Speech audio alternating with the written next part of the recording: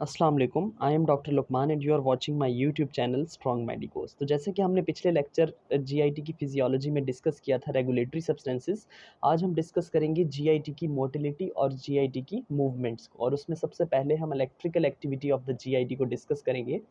जैसा कि हमें पता है कि किसी भी मसल की कंट्रैक्शन के लिए पहले उसके अंदर इलेक्ट्रिकल एक्टिविटी होती है, यानी कि एक्शन पोटेंशियल्स जनरेट होते हैं, और उसके रिजल्ट में फिर जो है वो मसल्स की कंट्रैक्शन होती है। इसमें जो है वो हम स्टेप बाय स्टेप फिर इसके बाद मूवमेंट्स ऑफ द ईसोफेगस, फिर motility of stomach, small intestine और एंड में लार्ज इंटेस्टाइन को डिस्कस करेंगे। तो चलिए शुरू करते हैं। जैसा कि हमें मालूम है कि जीआईटी जो है वो एक ट्यूबुलर स्ट्रक्चर होता है, और इसके अंदर जो है वो सारे के सारे स्मूथ मसल्स प्रेजेंट होते हैं। स्मूथ मसल्स प्रेजेंट होते हैं, लेकिन कुछ जगह ऐसी होती हैं जैसे कि आपके पास फेरिंक्स, उसके साथ साथ अपर पार्ट ऑफ ईसोफेगस हो जाता है, और उसके साथ साथ एनल ओपनिंग के बिल्कुल करीब, यानी कि outer part of anal reason, यहाँ भी जो है वो स्ट्राइएटेड या स्केलेटल मसल्स प्रेजेंट होते हैं। बाकी हर जगह पे जो है वो स्मूथ मसल्स प्रेजेंट होते हैं जीआईटी के अंदर। अब अगर मैं यहाँ बात करूँ कि पहले भी हमने ये डिस्कस किया था कि जो स्मूथ मसल्स होते हैं जीआईटी के अंदर, जो मस्कुलरिस एक्सटर्नल लेयर होती है, उसके अंदर दो टाइप के मसल फाइबर होते हैं। जैसे कि मैंने कहा था कि जीआईटी जो है एक इस तरह का ट्यूबुलर स्ट्रक्चर होता है। उसके अंदर एक जो है वो सर्कुलर मसल फाइबर होते हैं, इस तरह से जो है वो सर्कुलर मसल फाइबर होते हैं, और दूसरा जो है वो लॉन्गिट्यूडिनल फाइबर्स होते हैं। तो जब सर्कुलर स्मूथ मसल्स कंट्रैक्ट होते हैं तो क्या होता है, डायमीटर कम होता है, शॉर्ट होता है, ल्यूमेन का जो है वो डायमीटर कम होता है। लेकिन जो लॉन्गिट्यूडिनल मसल जब जीआईटी की कंट्रैक्ट करते हैं तो उसके रिजल्ट में क्या होता है, लेंथ जो है वो जीआईटी की या ट्यूबुलर स्ट्रक्चर की शॉर्ट होती है, चाहे वो इसोफेगस हो या स्टमक हो या जो भी हो।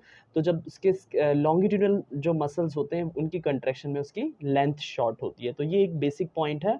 उसके बाद अगर मैं जीआईटी की कंट्रैक्शंस की बात करूं तो दो किस्म की हमारे पास कंट्रैक्शंस होती हैं जीआईटी के अंदर।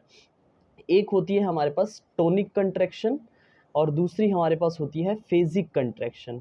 अब ये एक इम्पॉर्टेंट बात है कि टोनिक कंट्रैक्शन क्या होती है, ये सस्टेन्ड और जो है वो आइसोमेट्रिक कंट्रैक्शन होती है, यानी कि स्लो स्लो टेंशन मसल के अंदर जनरेट होती है और आहिस्ता आहिस्ता ये बढ़ती है। और जब ये बढ़ती है बहुत टाइम के बाद जो है वो फिर जो है ये मसल की रिलैक्सेशन होती है। और ये जो टोनिक कंट्रैक्शंस होती हैं ये हमारे पास यूजुअली स्फिंक्टर्स में मिलती हैं। ये टोनिक्स जो है वो कंट्रैक्शंस हमें स्फिंक्टर्स ऑफ जीआईटी के अंदर मिलती हैं। ठीक है, जैसे कि फॉर एग्जांपल हमारे पास पाइलोरिक स्फिंक्टर हो जाता है यहाँ स्टमक के पाइलोरिक एंड के ऊपर, इसी तरह से आइलियोसीकल स्फिंक्टर हो जाता है, और इसी तरह से इंटरनल एनल स्फिंक्टर, यहाँ पर हमारे पास जो है वो टोनिक कंट्रैक्शंस हमें मिलती हैं।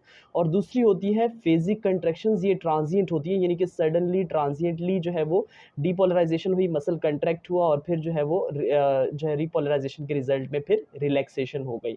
यानी कि ये जो है वो ओवरऑल फिर बाकी जो जीआईटी के पार्ट्स होते हैं इसमें पहले ये जो है वो कंट्रैक्ट एंड देन रिलैक्स इस तरह से होती है। और ये मतलब ये जो है वो बहुत ही जल्दी जल्दी जो है वो कंट्रैक्शन होती है और फिर रिलैक्सेशन होती है। एज़ कंपैरेटिवली अगर टोनिक को देखा जाए, बहुत स्लोली स्लोली मसल कंट्रैक्ट करते हैं और फिर स्लोली स्लोली जो है वो रिलैक्स करते हैं, और ये स्फिंक्टर्स में होती है। और जो फेजिक कंट्रैक्शन है बाकी जीआईटी के पार्ट्स में आपके पास, जैसे कि ईसोफेगस है, या फिर जो है वो स्टमक है, और आपके पास जो है वो इंटेस्टीन वगैरह है, तो बाकी जितने भी स्ट्रक्चर्स हैं जीआईटी के उनमें फेजिक कंट्रैक्शंस होती हैं। अब अगर मैं इलेक्ट्रिकल एक्टिविटी की बात करूं, तो एक्शन पोटेंशियल्स की अगर मैं बात करूं तो यहाँ पर दो चीज़ें हैं हमारे पास। एक होती है हमारे पास अगर मैं इलेक्ट्रिकल एक्टिविटी की बात करूं, एक होती है स्लो वेव्स, ठीक है, और दूसरी हमारे पास हो जाती हैं जी स्पाइक वेव्स। स्पाइक वेव्स या इसमें जो स्लो वेव्स होती हैं ये जो है वो ट्रू एक्शन पोटेंशियल नहीं होते, नॉट ट्रू एक्शन पोटेंशियल, ठीक है, जबकि ये जो है वो आपके स्पाइक वेव्स जो है वो ट्रू एक्शन पोटेंशियल होते हैं। ठीक है, अब ये स्लो वेव्स बनती कैसे हैं, इनका एक्शन क्या होता है।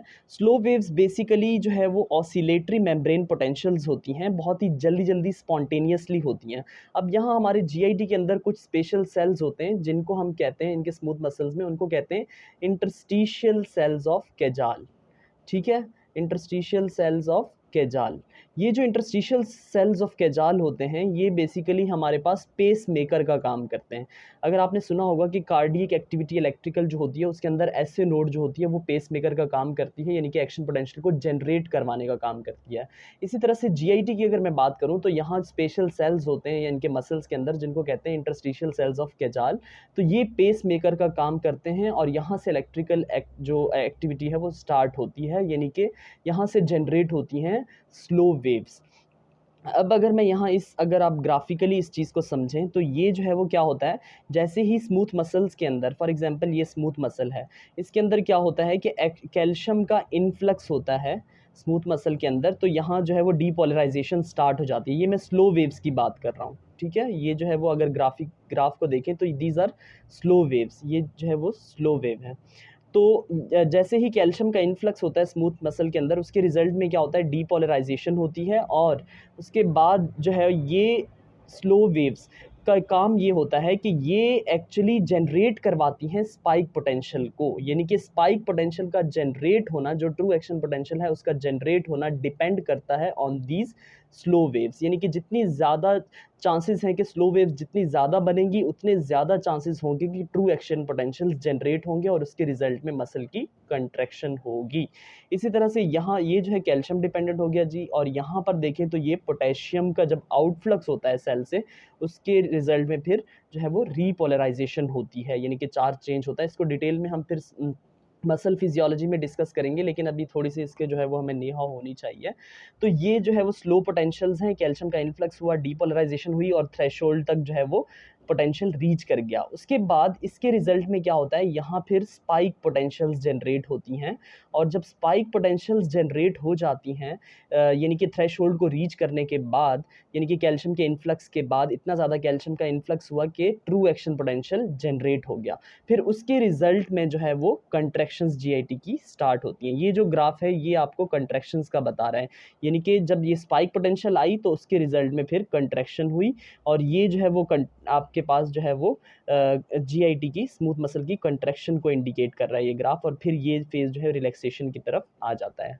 ठीक है, तो ये हमारे पास हो गया जी स्लो वेव्स, ठीक है। और ये हमारे पास जो आपको इस तरह से ये दिख रहे हैं लॉन्गिट्यूडनल लाइंस, ये जो रिप्रेजेंट कर रही हैं आपकी स्पाइक वेव्स को, यानी कि ये जो है वो ट्रू एक्शन पोटेंशियल हैं।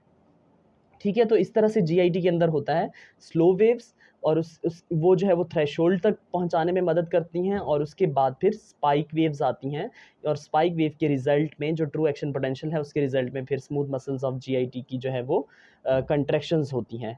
यानी कि जितनी ज़्यादा हमारे पास स्लो वेव्स होती हैं, उतनी ज़्यादा प्रोबेबिलिटी होती है, उतने ज़्यादा चांसेस होते हैं कि एक्शन पोटेंशियल जो है वो अक्कर, यानी कि एक्शन पोटेंशियल जनरेट होगा।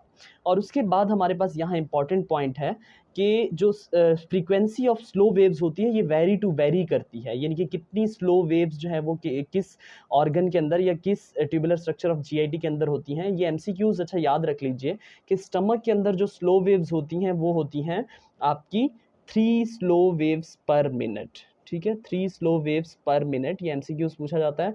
और उसके साथ साथ हमारे पास जो मैक्सिमम है ड्यूडेनम के अंदर सबसे हाईएस्ट होती हैं, और वो होती हैं 12 स्लो वेव्स पर मिनट।